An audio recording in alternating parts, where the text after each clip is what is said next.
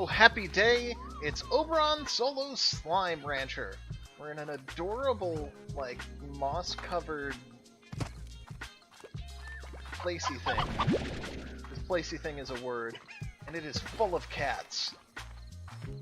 And explosives. Yeah. Yeah. No, this is not where I want to go. How do I get out again?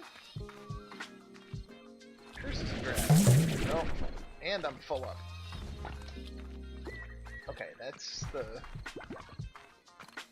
thing I came out of. So here? Yeah, there we go. That's an exit. With a cute little Slimer-doo.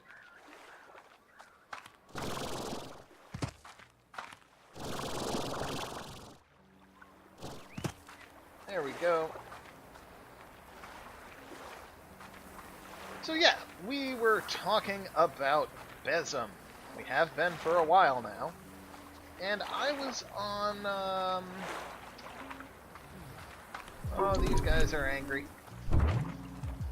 I was talking about, skills. And I kind of went over some of the reasons for the capping. Ugh. This Goro is so hungry.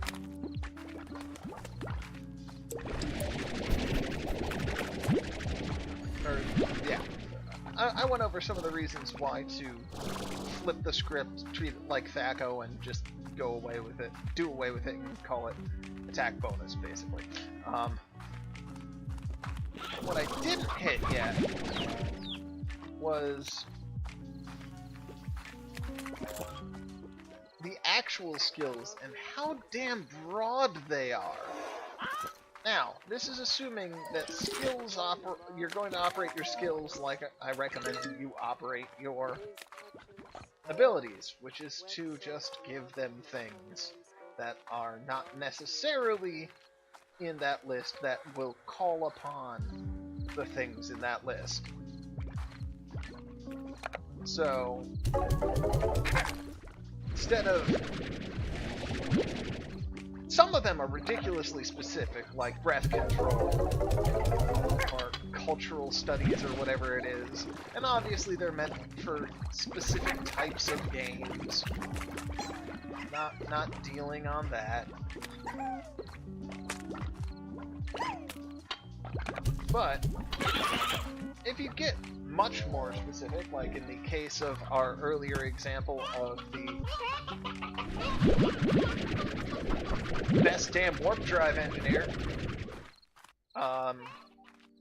if you gave them something specific like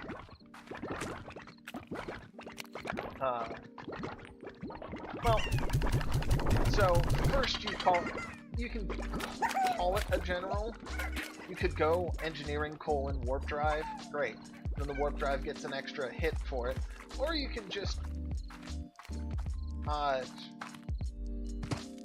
or you could call the skill just warp drive. Then you go, well, what does it apply to? And the answer is yes. If it has to do with a warp drive, you use your warp drive skill. Does it really matter if it's an engineering or a science? Who cares if it's a knowledge, a profession, or a craft, to use the breakdowns from D&D 3.5. Like, they're all just a type of skill with a colon and a blank space. Who cares? Call the skill warp drive. Use it to call other skills in the system if you really have to be that pedantic. Or you could just say, does it apply to a warp drive? Yes. Well, then the skill applies, add that much to your roll. Done. Oh, no, shoot those into there, shoot those into here.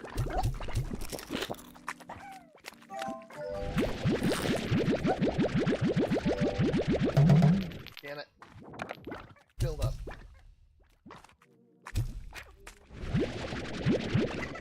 So then you go, well, what about the combat skills? Because they're pretty broad. Let's call it melee attack, melee defense, ranged attack, ranged defense. Like, they are super broad. You know what? It feels way better to tighten them up. If instead, first off, attack and defense are interesting. I wouldn't say abandon the concepts of attack and defense versions of your skills, because that does allow people, if once you get into later levelings ups of things, in making the choice of being offensive or defensive. The other thing you can do is break out attack and defense and give them not just styles of attack and defense, like, oh, the first and most easiest thing you can do for anything is to just go skill with weapon attack and defense. Yeah, fine. Great.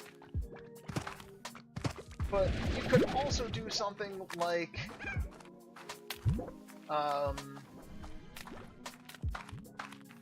trap defense, which, you know, doesn't care about the weapon you are wielding, but does care that you're dealing with a trap. So there's some room there. Oh, lucky kitty. No. Yay. Lucky kitty.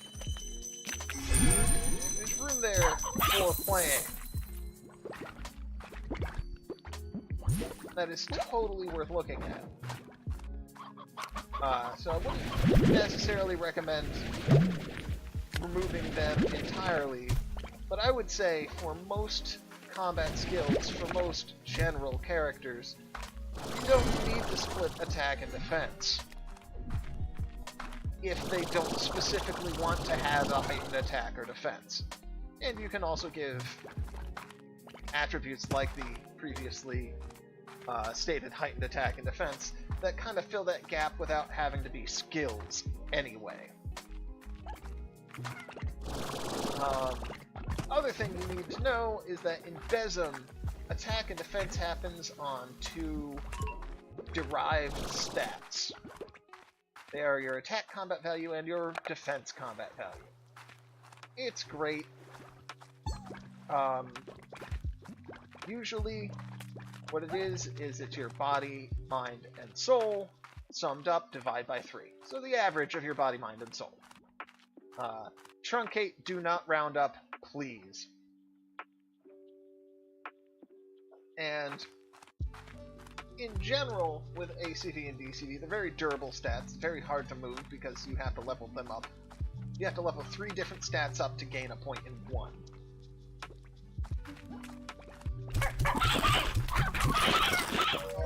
So, you know, they're a bit cumbersome. But in general, rather than leveling up stats, you're going to take abilities that give you improvements in that stat.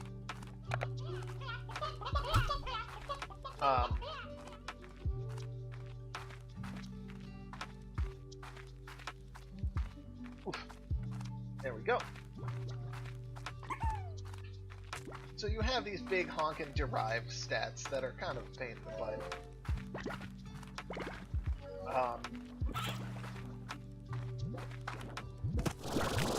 But they also have implications on that attack-defense dichotomy. So you don't really need to worry about the skills splitting if you don't want it. Oh my god, he's so happy!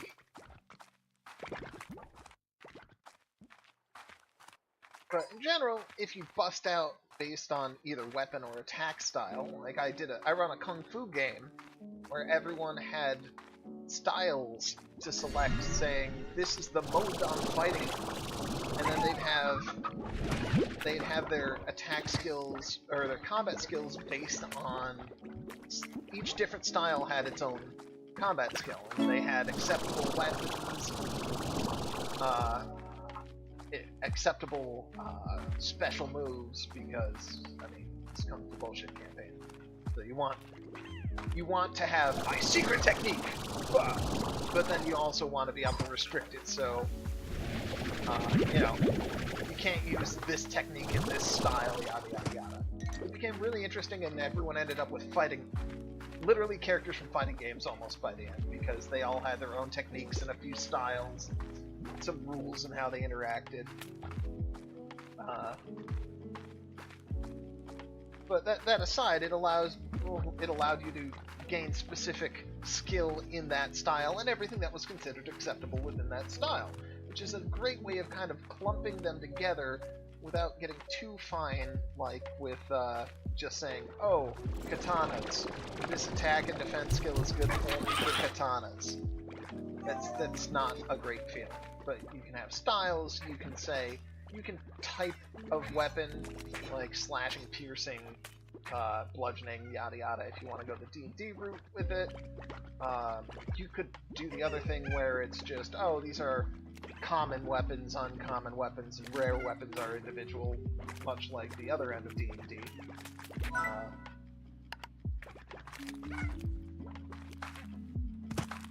But it gives you that, if you just throw out everything they list under their skills, because most of them are just knowledge skills anyway. Like, if you toss that out and you go and you sub your own world-specific skills in, you have a nice, much better time of it.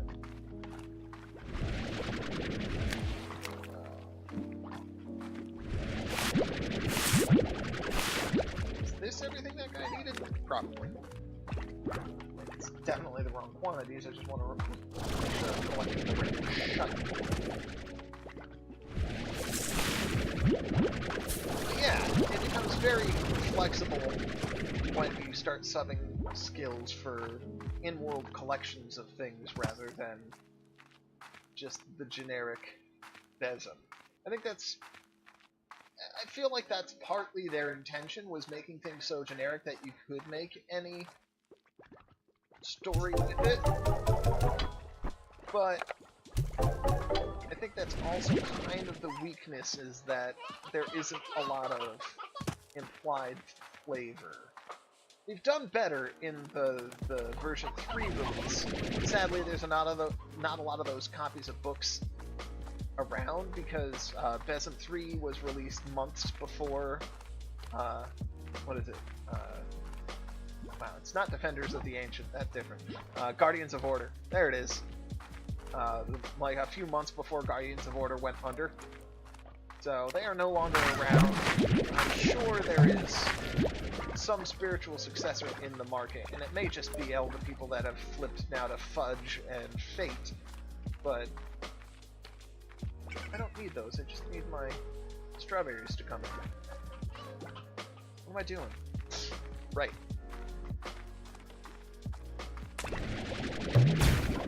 Ow! Why did my rock guy jump out?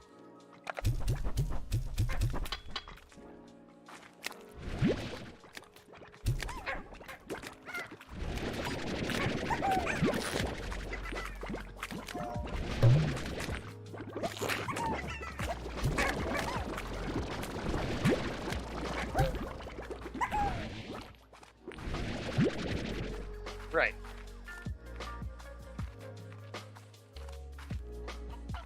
Alright.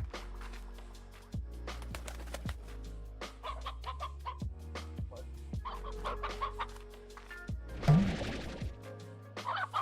You ate my rooster! What a dick! Why? Why would you eat my rooster?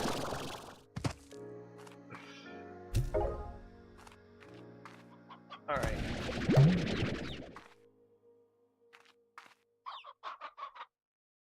From downtown! Nope.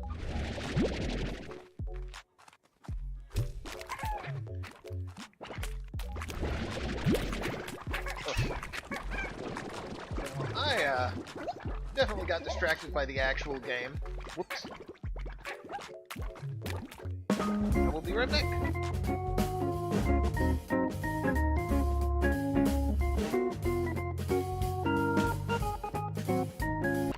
Thank you, future me, for getting this taken care of.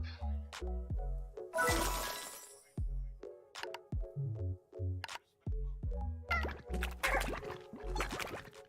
we are back. We're still waiting for these Q berries. And my rooster is gone! Got it. Right. So anyway, skills. Yeah, it's just really way more impactful to use the framework they have all about. Run any kind of skills you would want. I will also say, oh well, I guess probably about it for a time. So next time, I'm going to be talking more in depth about leveling up and BESM.